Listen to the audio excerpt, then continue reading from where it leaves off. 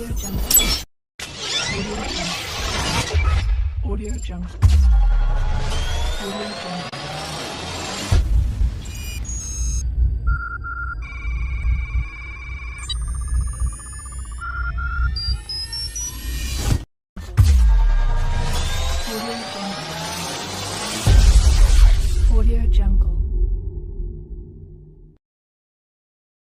Assalamualaikum warahmatullahi wabarakatuh. Nama saya Dewi Anggisawati dengan NIM 22030010022.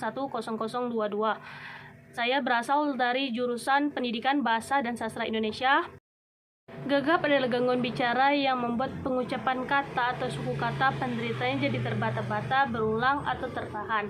Meski dapat terjadi pada siapa saja, gagap lebih sering diderita oleh anak-anak usia di bawah 6 tahun.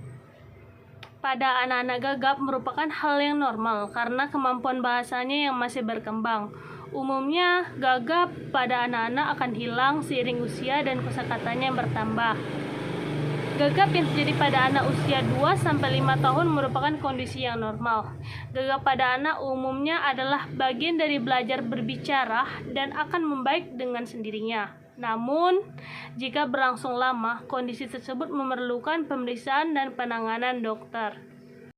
Sebagai orang tua, jika Anda menyadari ada hal yang berbeda pada anak Anda, segeralah pergi ke dokter. Seperti gagap berlangsung lebih dari 6 bulan dan bertahan hingga 5 tahun. Gagap terjadi bersamaan dengan gangguan bicara yang lain seperti terlambat berbicara. Gagap disertai dengan tegang otot atau anak terlihat sulit untuk berbicara. Anak sulit untuk berkomunikasi atau berinteraksi dengan orang lain di sekolah atau di lingkungan tempat tinggal. Anak mengalami gangguan emosional atau kecemasan seperti takut atau menghindari situasi yang mengharuskannya berbicara. Anak mengalami kesulitan untuk mengucapkan suatu kata. Penyebab gagap ada beberapa faktor yang diduga dapat membuat seorang menjadi gagap, antara lain adalah pertumbuhan atau perkembangan anak. Gagap ini terjadi jika kemampuan berbahasa dan berbicara seorang anak masih belum berkembang sempurna atau sedikit terlambat. Akibatnya, ia tidak bisa mengutarakan isi pikirannya dengan lancar. Gagap ini biasanya berlangsung pada anak usia 2 dan 5 tahun. Gangguan pada saraf gagap bisa terjadi akibat gangguan pada bagian otak yang terlibat dalam kemampuan berbicara atau berbahasa. Pada anak-anak, kondisi ini dapat disebabkan oleh cedera kepala. Sementara itu, pada orang dewasa, kondisi ini juga bisa disebabkan oleh penyakit pada otak, seperti stroke atau Alzheimer, trauma emosional atau psikogenik.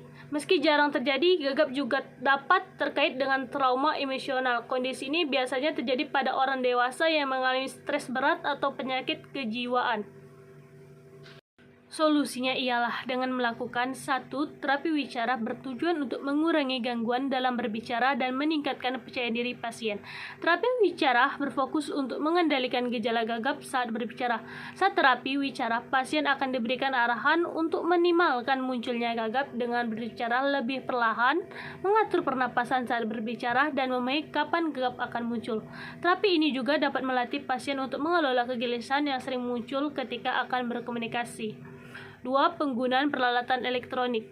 Pasien dapat menggunakan peralatan khusus yang bisa membantu meningkatkan kefasihan berbicara. Salah satu alat yang sering digunakan untuk mengendalikan gejala gagap adalah DAF atau umpan balik pendengaran tertunda. Alat ini merekam ucapan pasien dan langsung memperdengarkannya ke pasien dalam kecepatan yang lebih lambat. Dengan mendengar rekaman dari alat ini, pasien akan terbantu untuk berbicara secara lebih lambat dan jelas. 3. Terapi perilaku kognitif bertujuan untuk membantu mengubah pola pikir yang dapat memperburuk kondisi gagap.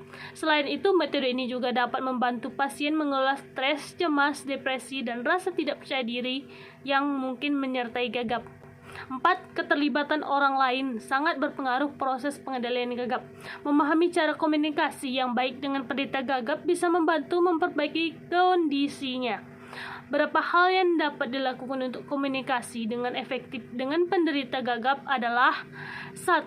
Mendengarkan apa yang penderita sampaikan. 2. Melakukan kontak mata dengan penderita selagi berbicara.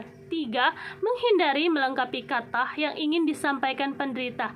Biarkan penderita menyelesaikan perkataannya. 4. Pilih tempat bicara yang tenang dan nyaman. Bila perlu, atur momen ketika penderita sedang tertarik untuk menceritakan sesuatu. 5. Hindari bereaksi negatif ketika gagap kambuh. Berikan koreksi yang lembut dan komunikasi penderita ketika menyampaikan maksudnya dengan lancar. Gagap dapat disembuhkan dengan perawatan, namun tingkat kesembuhannya bervariasi tergantung pada penyebab dan tingkat keparahan kondisi gagap. Namun, gagap yang disebabkan oleh faktor keturunan atau gangguan pada otak mungkin tidak dapat disembuhkan secara total. Dalam hal ini, perawatan fokus pada peningkatan kemampuan berbicara dan mengurangi gangguan dalam berbicara. Hubungan antara psikologi dan linguistik memiliki hubungan yang sangat erat dalam meneliti bahasa sebagai objek formal. Psikologi mengkaji perilaku berbahasa atau proses berbahasa, sedangkan linguistik mengkaji struktur bahasa. Psikolinguistik merupakan teori antara psikologi dan linguistik, mempelajari hakikat berbahasa, struktur bahasa, bagaimana bahasa diperoleh, dan bagaimana bahasa berkembang. Psikolinguistik juga mempelajari bagaimana bahasa mempengaruhi pikiran dan emosi manusia, serta bagaimana bahasa digunakan dalam komunikasi dan mempengaruhi kesehatan mental. Contoh hubungan antara psikologi dan linguistik ialah 1. Psikolinguistik teoritis, membahas teori bahasa yang berhubungan dengan proses mental manusia dalam berbahasa. Contohnya, merancang fonetik, merancang sintaksis, rancangan pilihan kata, rancangan wacana, dan juga rancangan intonitasi. 2. Psikolinguistik perkembangan, berhubungan dengan proses pemperolehan bahasa baik bahasa pertama atau bahasa kedua. Contohnya, bagaimana anak-anak memperoleh bahasa pertama dan bagaimana orang dewasa memperoleh bahasa kedua.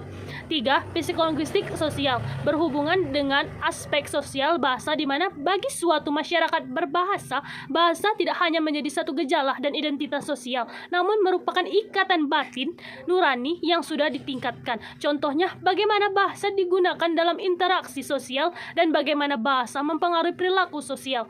4. Psikolinguistik pendidikan, mengkaji tentang aspek pendidikan secara umum di dalam pendidikan formal sekolah, contohnya bagaimana guru mengajar bahasa dan bagaimana siswa memperoleh bahasa. 5. Psikolinguistik neurologi, membahas tentang hubungan antara bahasa, berbahasa, dan juga otak manusia di mana para pakar neurologi sudah berhasil menganalisa struktur biologis otak dan memberi nama untuk setiap bagian struktur otak tersebut. Contohnya, bagaimana otak manusia memproses bahasa, dan bagaimana bahasa mempengaruhi fungsi otak. 6. Psikolinguistik eksperimen, melakukan eksperimen pada semua kegiatan bahasa dan berbahasa dari satu pihak dan perilaku berbahasa serta akibat berbahasa untuk pihak lainnya. Contohnya, bagaimana eksperimen dapat membantu memahami bagaimana manusia memproses bahasa dan bagaimana bahasa mempengaruhi perilaku. 7. Psikolinguistik terapan, mengkaji tentang aplikasi bahasa dalam kegiatan praktis seperti pembelajaran bahasa, penyusunan kamus, penerjemahan, dan lainnya. Contohnya, bagaimana psikolinguistik dapat membantu dalam pengajaran bahasa dan bagaimana bahasa digunakan dalam berbagai kegiatan. Sekian dan terima kasih. Wassalamualaikum warahmatullahi wabarakatuh.